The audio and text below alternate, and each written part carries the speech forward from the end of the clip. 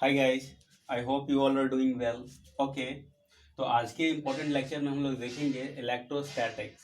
तो पहला प्रिंसिपल है कि motion of A charge particle in uniform electric field, मतलब एक यूनिफॉर्म इलेक्ट्रिक फील्ड में एक चार्ज पार्टिकल का मोशन। तो इस प्रिंसिपल को समझने से पहले इसमें जो वर्ड यूज हुआ है यूनिफॉर्म इलेक्ट्रिक फील्ड, इसका मतलब हम लोग समझते हैं क्या होता है। तो यूनिफॉर्म इलेक्ट्रिक फील्ड होता है मतलब ऐसा electric field has same magnitude and direction in everywhere. बोल रहा है क्या कि ऐसा इलेक्ट्रिक फील्ड जो ईच एंड एवरी पॉइंट पर एवरीवेयर सेम मैग्नीट्यूड और डायरेक्शन रखता हो, उस टाइप के इलेक्ट्रिक फील्ड को हम लोग बोलते हैं uniform electric field. Like this, ये इलेक्ट्रिक फील्ड है, इलेक्ट्रिक फील्ड लाइंस, और ये हमारा इलेक्ट्रिक फील्ड लाइंस है, इसको हम लोग ई वेक्टर से रिप्रेजेंट करते हैं। अब ध्यान से देखिएगा, अगर ये लाइन यूनिफॉर्म इलेक्ट्रिक फील्ड होगा तो इसका मतलब इस रीजियन में ईच एंड एवरी पॉइंट पर इलेक्ट्रिक फील्ड का मैग्नीट्यूड और डायरेक्शन सेम होगी, तभी हम बोलेंगे कि ये एक यूनिफॉर्म इलेक्ट्रिक फील्ड लाइंस है। समझ में आ गया यूनिफॉर्म इलेक्ट्रिक फील्ड लाइंस का क्या मतलब होता है। तो मोशन ऑफ चार्ज पार्टिकल, एक चार्ज पार्टिकल है इन यूनिफॉर्म इलेक्ट्रिक फील्ड, एक यूनिफॉर्म इलेक्ट्रिक फील्ड है, और इस इलेक्ट्रिक फील्ड में एक चार्ज पार्टिकल के मोशन का स्टडी करना है।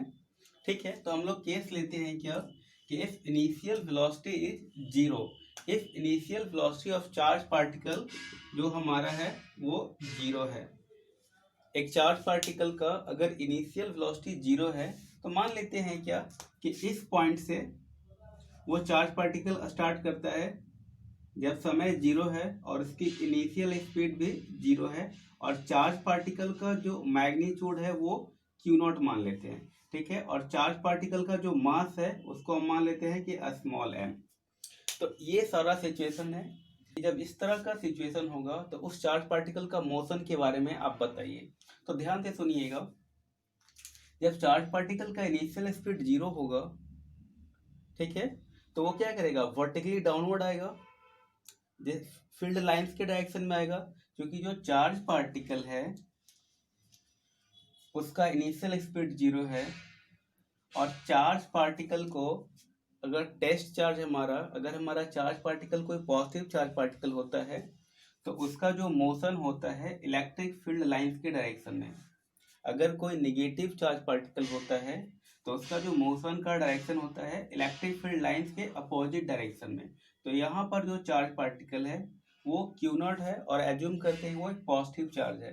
तो हम लोग जानते हैं क्या कि कोई भी पॉजिटिव चार्ज वो हमेशा इलेक्ट्रिक फील्ड लाइंस के डायरेक्शन में मूव करता है, और इसका जो इनिशियल स्पीड है वो जीरो है।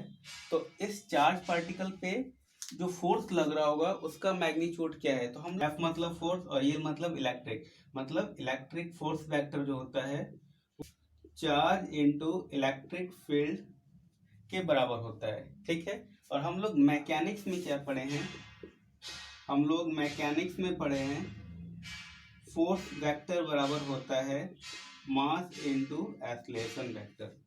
ठीक है, अब ध्यान से देखिएगा, तो इस चार्ज पार्टिकल पे जो फोर्स लग रहा होगा जिसके वजह से ये इलेक्ट्रिक फील्ड लाइन के डायरेक्शन में जाएगा, कोई इसको फोर्स कर रहा होगा तभी ये डाउनवर्ड जाएगा, कोई इसको पुश कर रहा होगा फोर्स लगा करके, तो ये ध्यान से देखिएगा, इलेक्ट्रिक फोर्स का जो डायरेक्शन होता है इलेक्ट्रिक फील्ड के डायरेक्शन में होता है। तो इस चार्ज पार्टिकल पर जो इलेक्ट्रिक फोर्स लग रहा होगा वो इलेक्ट्रिक फील्ड के डायरेक्शन में लगेगा, और वो इलेक्ट्रिक फोर्स क्या लग रहा होगा, तो ध्यान से देखिएगा, एज्यूम करते हैं कि इस चार्ज पार्टिकल का मास स्मॉल एम है, और एज्यूम करते हैं क्या कि ये आपका ए एक्सीलरेशन से डाउनवर्ड जा रहा है। डाउनवर्ड क्यों जाएगा, क्योंकि जो फोर्स का डायरेक्शन है इलेक्ट्रिक फोर्स का, वो इलेक्ट्रिक फील्ड के डायरेक्शन में है, और इलेक्ट्रिक फील्ड का डायरेक्शन वर्टिकली डाउनवर्ड है। और हम लोग जानते हैं क्या, जो एक्सलेशन का डायरेक्शन होता है वो फोर्स वेक्टर के डायरेक्शन में होता है। तो जो चार्ज पार्टिकल पर फोर्स लग रहा होगा वर्टिकली डाउनवर्ड, और जिस डायरेक्शन में फोर्स लगेगा उसी डायरेक्शन में उसका एक्सलेशन वेक्टर भी होगा। तो हमको फाइंड करना है कि चार्ज पार्टिकल कितने एक्सलेशन से डाउनवर्ड मूव करेगा या इलेक्ट्रिक फील्ड लाइंस के अलोंग मूव करेगा। तो इधर पे लिख सकते हैं mass into acceleration equal to, और इलेक्ट्रिक फोर्स बराबर होता है चार्ज इनटू इलेक्ट्रिक फील्ड।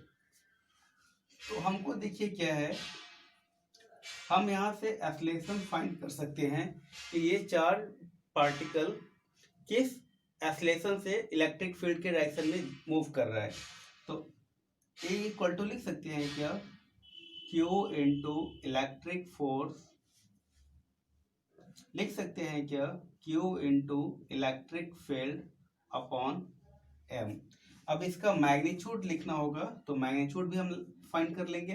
तो लिखेंगे A वेक्टर का मैग्नीट्यूड A, और इस वेक्टर का जो मैग्नीट्यूड होगा वो Q upon E by M के बराबर हो जाएगा। तो इसका मतलब हुआ कि अगर किसी चार्ज पार्टिकल को इनिशियल स्पीड 0 से रिलीज करते हैं यूनिफॉर्म इलेक्ट्रिक फील्ड ई में, तो किस एक्सलेशन से डाउनवर्ड मूव करेगा, या वो किस एक्सलेशन से इलेक्ट्रिक फील्ड के डायरेक्शन में मूव करेगा, Q into E upon M के। और ये देखिए ध्यान से, चार्ज का मैग्नीट्यूड क्या है, Q नॉट, यहाँ पे हम Q नॉट कर देंगे, यहाँ पर भी Q नॉट कर देंगे, यस सर। तो देखिए आपको क्या क्या, चार्ज का मैग्नीट्यूड पता है, इलेक्ट्रिक फील्ड का मैग्नीट्यूड पता है, और चार्ज पार्टिकल का मास भी पता है। तो इस तरह से आप उस चार्ज पार्टिकल का एक्सलेशन फाइंड कर सकते हैं। समझ में आ गया? ओके, ध्यान से देखिएगा, दूसरा सिचुएशन क्या है कि if initial velocity of charge particle is not zero, मतलब चार्ज पार्टिकल का जो इनिशियल वेलोसिटी है वो आपका जब समय जीरो है उस समय वो जीरो के बराबर नहीं है। और वो आगे बोल रहा है क्या, and it is moving perpendicular to E vector. तो ई वेक्टर का डायरेक्शन वर्टिकली डाउनवर्ड है। तो जो हमारा चार्ज पार्टिकल का वेलोसिटी का डायरेक्शन होगा वो ई वेक्टर पर परपेंडिकुलर है, मतलब ई वेक्टर से 90 डिग्री एंगल बनाएगा। ठीक है, अब ध्यान से देखिएगा इस चार्ज पार्टिकल का मोशन कैसा होगा। तो इस चार्ज पार्टिकल पर ई वेक्टर के डायरेक्शन में फोर्स लग रहा होगा वो Q इंटू ई वेक्टर के बराबर। तो ये जो चार्ज पार्टिकल है यूनिफॉर्म इलेक्ट्रिक फील्ड में ऐसा मूव करेगा इस डायरेक्शन में, ये पैराबोलिक पाथ पे। जैसे जैसे आगे बढ़ेगा वैसे वैसे डाउनवर्ड आते जाएगा। क्यों? क्योंकि डाउनवर्ड के डायरेक्शन में चार्ज पार्टिकल पर डाउनवर्ड के डायरेक्शन में फोर्स लग रहा है।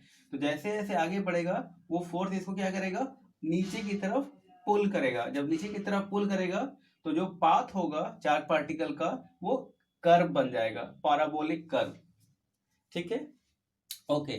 तो जब समय जीरो है तो चार्ज पार्टिकल यहाँ पर होगा, और मान लेते हैं क्या, t equal to T second के बाद वो चार्ज पार्टिकल इस पॉइंट ए से ये बी तक आ जाता है, इस पॉइंट तक।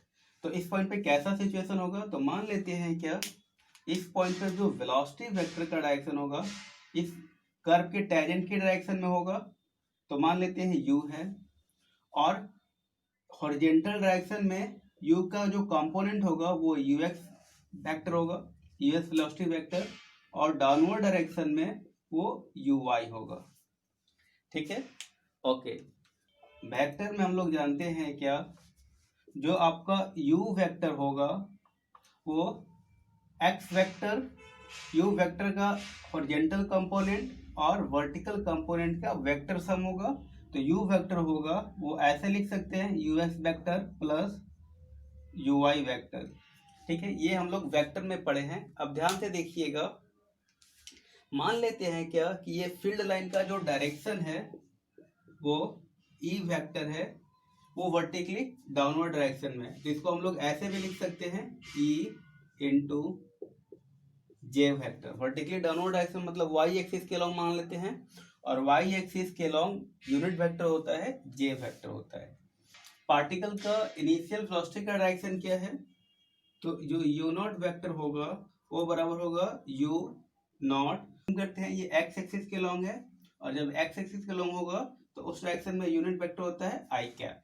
और एक्सीलरेशन का डायरेक्शन किधर होगा इस चार्ज पार्टिकल का, तो एक्सीलरेशन का डायरेक्शन तो फोर्स का डायरेक्शन में होगा, और फोर्स का डायरेक्शन तो वर्टिकली डाउनवर्ड होगा। तो एक्सीलरेशन का जो डायरेक्शन होगा ए वेक्टर वो बराबर होगा ए, और ए का डायरेक्शन वर्टिकली डाउनवर्ड, और डाउनवर्ड डायरेक्शन का यूनिट वेक्टर क्या होगा जे कैप। इस तरह से सारे वेक्टर का डायरेक्शन हमको मिल गया। ओके, इतना क्लियर हो गया। अब हम लोग देखेंगे क्या कि इस चार्ज पार्टिकल का वेलोसिटी और पोजीशन कैसे वैरी कर रहा है। तो देखिए, ये लिख देते हैं वेलोसिटी और फिर पोजीशन। ये देखते हैं क्या इस चार्ज पार्टिकल का यूनिफॉर्म इलेक्ट्रिक फील्ड में कैसे वेलोसिटी और पोजीशन वैरी कर रहा है। लेट करते हैं क्या वेलोसिटी एट टाइम t, फिर पोजीशन एट टाइम t, मतलब t समय के बाद इस पार्टिकल का वेलोसिटी क्या होगा। तो ध्यान से देखिएगा, जब समय 0 था इनिशियल मोमेंट पर, इसकी जो वेलोसिटी थी वो हॉरिजॉन्टल के डायरेक्शन में u नॉट थी। t समय के बाद, t इक्वल टू t समय के बाद इस पार्टिकल की जो वेलोसिटी है u नॉट से u हो जाती है। तो इसका जो जो वेलोसिटी होगा आफ्टर टाइम t के बाद वो u हो जाता है, ठीक है। और पोजीशन क्या होगा, तो पोजीशन अलोंग एक्स एक्सिस, तो पोजीशन अलोंग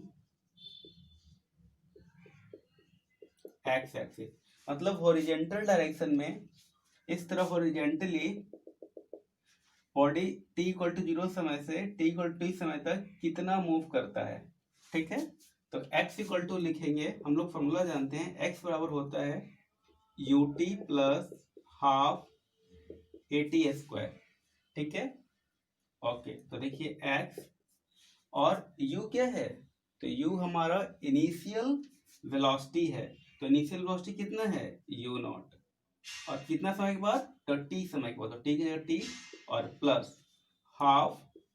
अब एक्सीलरेशन a पोजीशन फाइंड कर रहे हैं एक्स एक्सिस के लॉन्ग, तो एक्सीलरेशन अलोंग एक्स एक्सिस क्या होगा 0 होगा, क्योंकि एक्स एक्सिस के अलोंग कोई फोर्स नहीं लग रहा है। आप लोग जानते हैं क्या, जहां पर फोर्स होता है वहीं पे एक्सीलरेशन होता है, या जहां पे एक्सीलरेशन होता है वहां पे फोर्स जरूर होता है, क्योंकि रिलेशन है एक्सीलरेशन और फोर्स का F बराबर m है। तो देखिए क्या है, जब ये बॉडी मूव कर रहा होगा यूनिफॉर्म इलेक्ट्रिक फील्ड में, तो जो फोर्स का डायरेक्शन है वो वर्टिकली ई डाउनवर्ड डायरेक्शन में है, ई के डायरेक्शन में, इलेक्ट्रिक फील्ड के डायरेक्शन में, और हॉरिजॉन्टल डायरेक्शन में कोई फोर्स नहीं है। इसका मतलब जब ये पार्टिकल मूव कर रहा होगा तो इस पार्टिकल के लिए हॉरिजॉन्टल डायरेक्शन में जब फोर्स ही नहीं है तो एक्सीलरेशन भी नहीं होगा, तो इसलिए एक्सीलरेशन 0 हो जाएगा।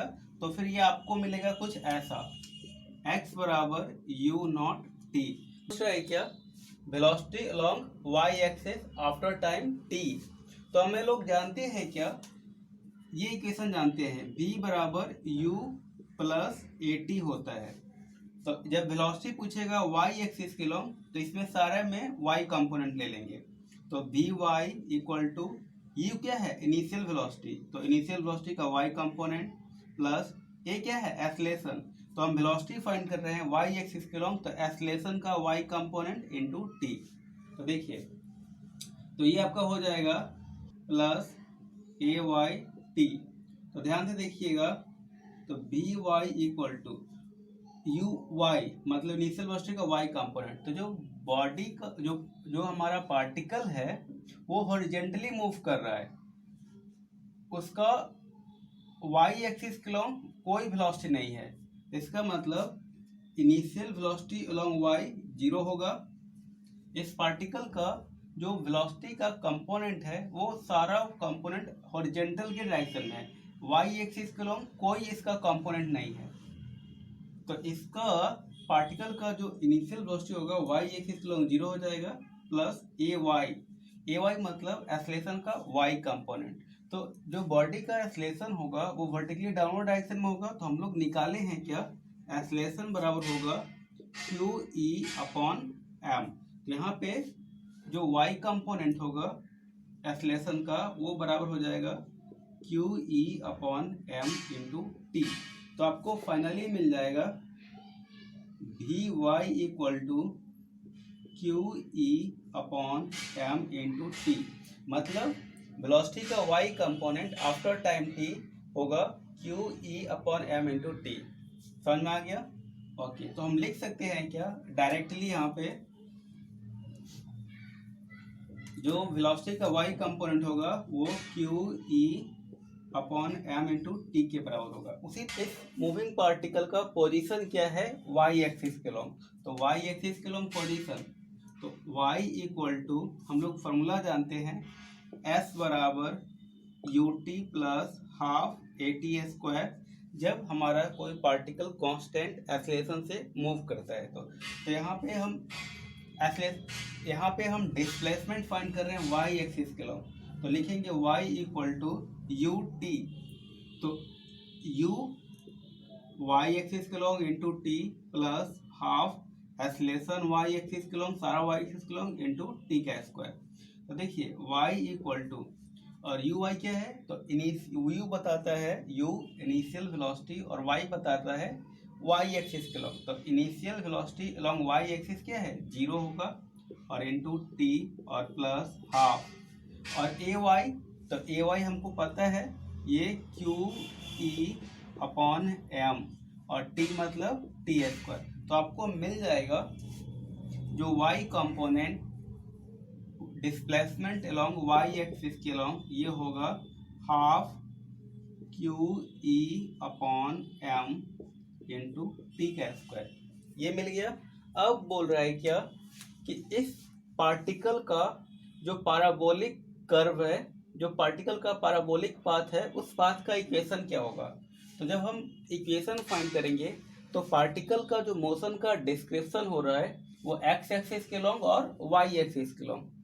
तो जैसे जैसे ये पार्टिकल इस पैराबोलिक पाथ पे मूव कर रहा है, वैसे वैसे इस पार्टिकल का एक्स का पोजीशन और वाई का पोजीशन दोनों चेंज हो रहा है।